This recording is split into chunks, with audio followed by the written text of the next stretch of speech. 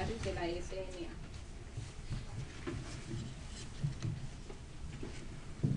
¿Qué tal? Buenos días a todos. Gracias por la invitación de nuevo.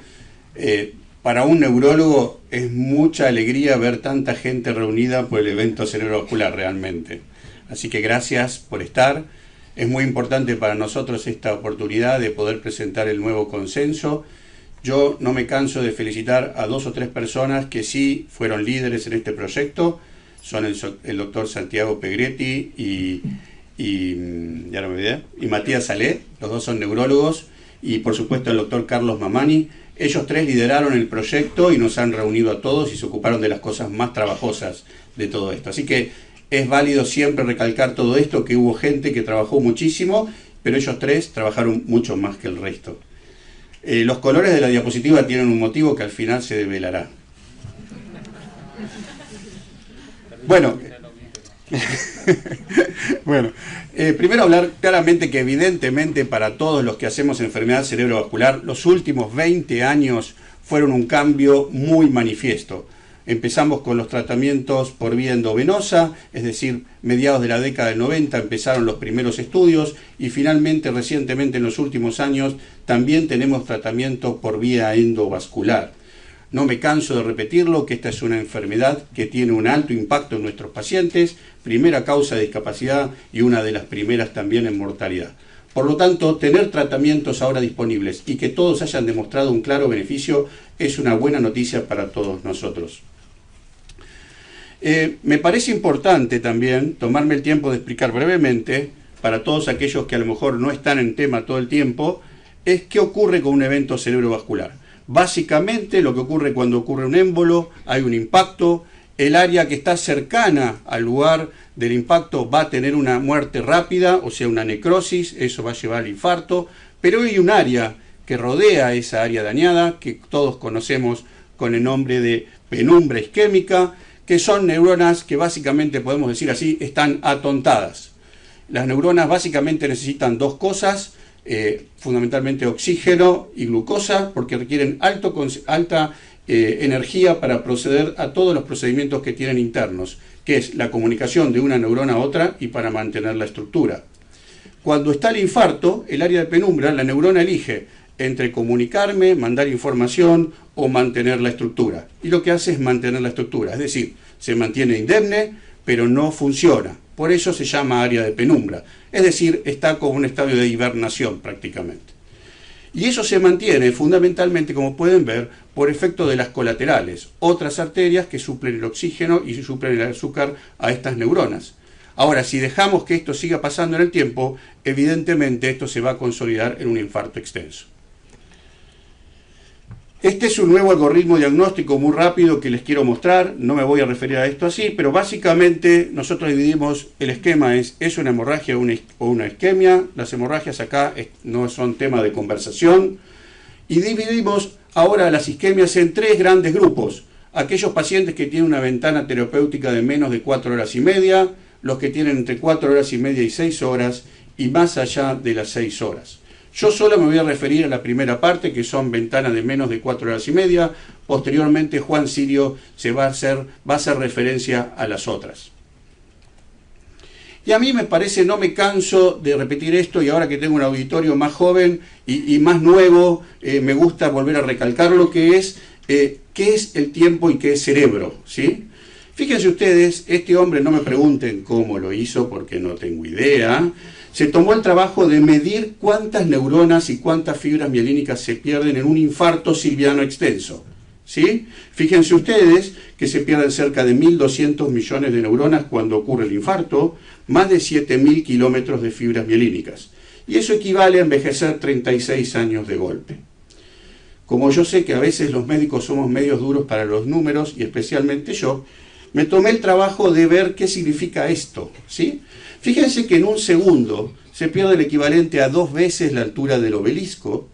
Si dejamos que pase 1 hora, se pierde el equivalente a la altura de la Concagua. Yo sé que para eso todavía no les parece que se perdió mucho cerebro. En 1 hora exactamente es como estar orbitando a 700 kilómetros de altura. En este momento hay un satélite que se llama Criosat que está pasando por encima nuestro, que está a esa altura. Pero si todavía no los convenzo que apurarse y tratar el cerebro rápido es importante, les cuento que una vez instaurado, el que se pierde es el equivalente a 2 veces el diámetro lunar de fibras hialínicas. Por lo tanto, se pierde cerebro y creo que está claro que se pierde mucho cerebro. Ahora sí, les cuento que básicamente a mí no me gusta hablar mucho de los trials, voy a tratar de ser sintético y decir las cosas que me parecen más relevantes. Es interesante, fíjense que ya la década del 50, ya sé que ustedes, a lo mejor muchos de ustedes no saben qué es la década del 50, porque eso pasó hace mucho, pero en esa época ya se intentaron los primeros estudios de revascularización con un éxito medio relativo. Y tuvimos que esperar casi 40 años para que un estudio pivotal, que fue el estudio NINS, en el año 95, demostrara beneficio para nuestros pacientes. Y ustedes que son clínicos y muchas veces trabajan con muchos trials o leen muchos protocolos, fíjense que este estudio, el estudio NINS, solamente requirió 600 pacientes. ¿Sí? 600 pacientes. ¿Para qué? Para demostrar que los pacientes con el grupo placebo versus aquellos tratados con RTPA, en aquellos que tratábamos con la droga, tenían un 30% más de chances de estar curados o libres de síntomas a los 3 meses. Solamente requirieron 600 pacientes. Ahora, cualquier estudio nuevo de la nueva estatina, de la nueva dosis, necesitamos más de 20.000 pacientes para decir que una estatina es superior a otra. Esto requirió 600 pacientes. ¿Y qué más dijo el estudio NINS? Primero, que el 30% de los pacientes tratados estaban bien a los 3 meses, que por supuesto íbamos a tener 10 veces más riesgo de hemorragia aquellos tratados con aquellos que no los tratábamos, pero sí es importante esto, no hubo diferencias en cuanto a la mortalidad. Y eso fue un cambio. A partir de ahí comenzó la trombolisis en Estados Unidos y en todo el mundo. Todas las sociedades lo aprobaron y se empezó a difundir. Obviamente quedaron la ventana de 3 horas. Los esfuerzos secundarios o los próximos fueron encaminados claramente a tratar de expandir esta ventana terapéutica. ¿Y a cuánto? Tratar de llevarla más allá de las 3 horas. Así se hicieron varios estudios, el Atlantis A o B, en los estudios europeos ECAS 1 y ECAS 2, todos con una ventana mucho más amplia, pero ninguno pudo demostrar beneficio. Tenemos que llegar a un metaanálisis del 2004, muy importante, que reunió todos estos estudios. ¿Y qué nos dijo? Nos dijo una cosa interesante. Miren, hasta 6 horas no llegamos, pero sepan que parece que hasta las 4 horas y media habría también beneficio. 2008, New England Journal of Medicine, se publica otro estudio pivotal, el estudio ECAS 3. Estudio europeo, también, poquitos pacientes, 800 pacientes. La droga, la misma, la dosis, la misma, que demostró que también tenían beneficio aquellos pacientes que tratábamos entre las 3 horas y las 4 horas y media. Por supuesto hubo otros estudios posteriores a los cuales no me voy a referir, porque creo que estos dos son la clave de todo lo que tenemos que hablar a posteriori.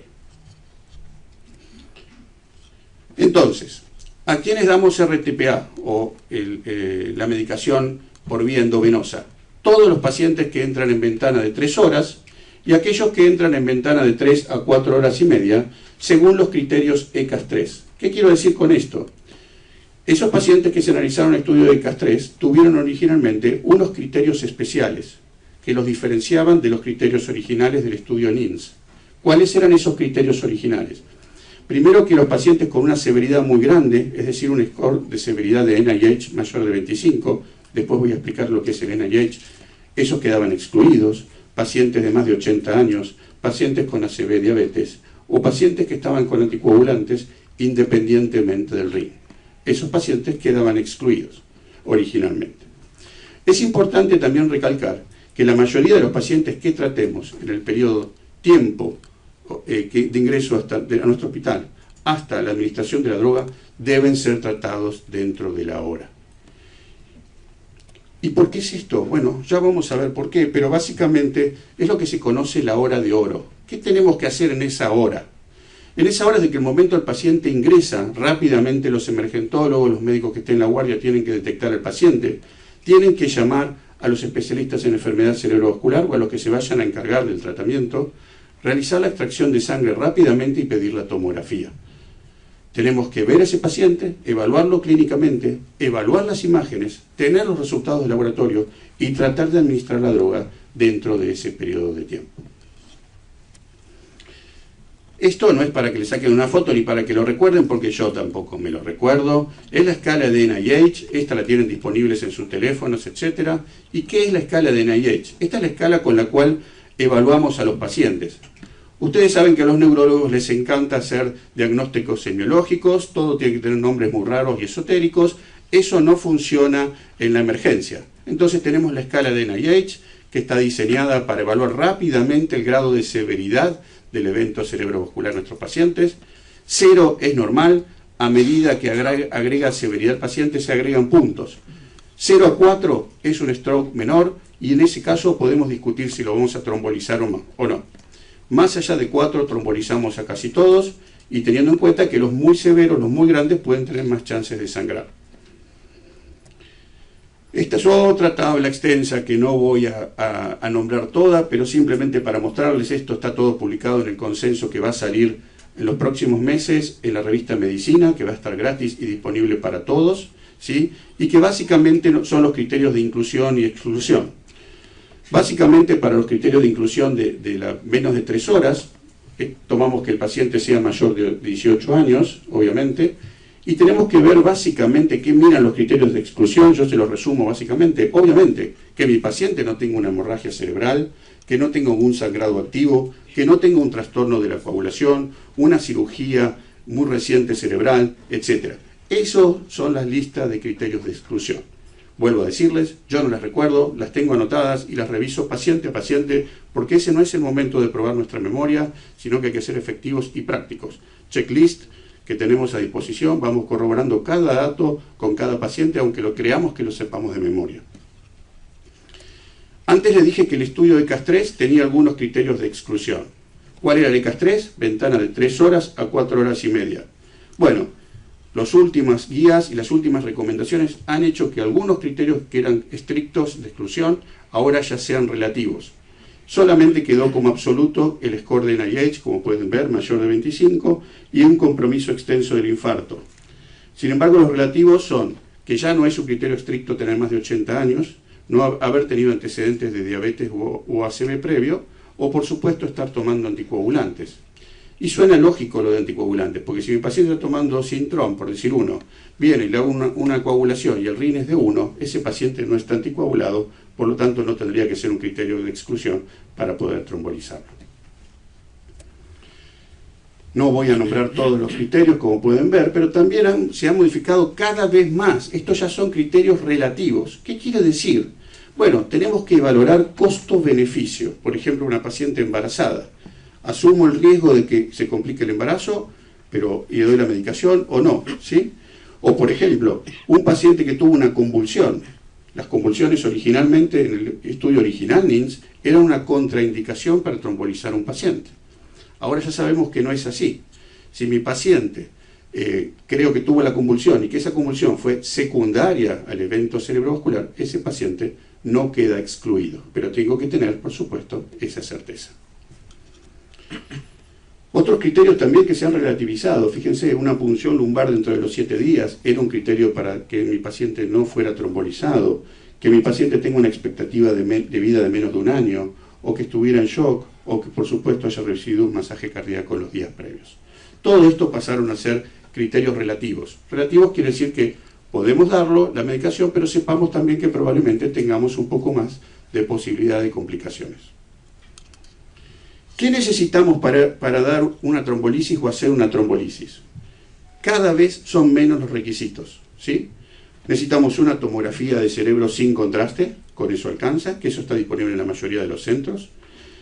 Hacer una glucemia, que alcanza con hacerlo con el Destructic, que viene el paciente entra a guardia. Con esos 2 requerimientos tenemos casi todo para poder empezar.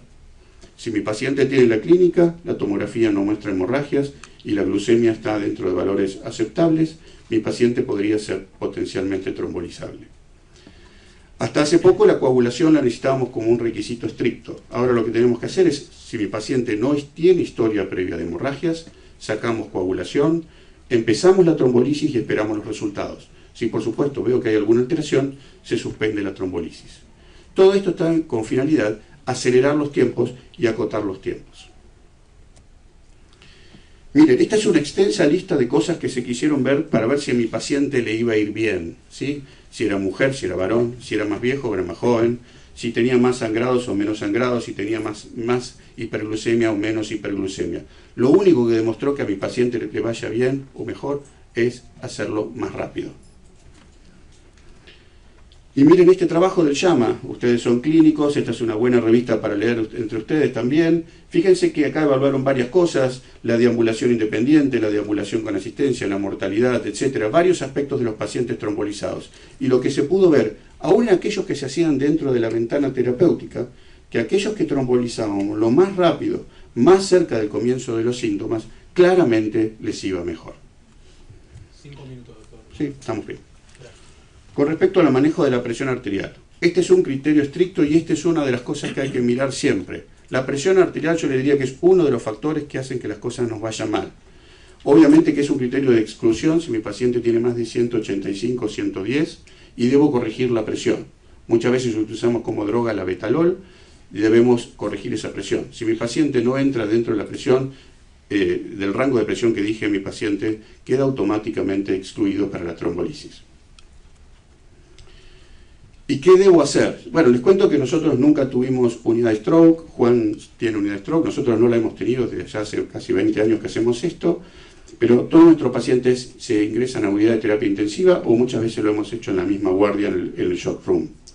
Admitimos el paciente, la droga que se utiliza, y es la única droga, recalco esto porque todavía he escuchado a algunas personas que hablan de usar streptokinasa, la única droga habilitada para hacer trombolisis es el RTPA, la dosis es siempre la misma, no importa la ventana, es 0,9 miligramos kilo, administramos el 10% en bolo, 90% restante en 1 hora. Tenemos que hacer dos cosas simultáneas, evaluar al paciente neurológicamente en forma concomitante a controlar la presión. ¿Y cómo evaluamos al paciente neurológicamente? Lo seguimos con esta escala que les dije de NIH y vamos viendo el puntaje. ¿Para qué lo hacemos? Si aumenta el puntaje, quiere decir que mi paciente está peor. Si está peor, quiere decir que pudo haber tenido una complicación. Lo mismo ocurre con la presión. Si la presión se eleva bruscamente o se descontrola, son síntomas de que mi paciente podría haber tenido una complicación. Entonces, evidentemente, ante un deterioro neurológico brusco, cefaleas, vómitos, etc., debemos suspender la infusión, trasladar rápidamente a nuestro paciente al tomógrafo y descartar que no se haya complicado. Finalmente, para terminar, las recomendaciones que salen en la guía. Claramente se recomienda la administración de RTPA endovenoso en todos los pacientes que están debidamente seleccionados, es decir, que cumplan los criterios de inclusión-exclusión dentro de la ventana de 3 horas. Esto es una clase 1, nivel de evidencia A. También recomendamos el uso de RTPA endovenoso también en los pacientes que cumplan los criterios en ventana de 3 a 4 horas y media. Esto es con un nivel de evidencia un poquito menor, clase 1B, ¿sí? Que la única droga es el RTPA, como dije.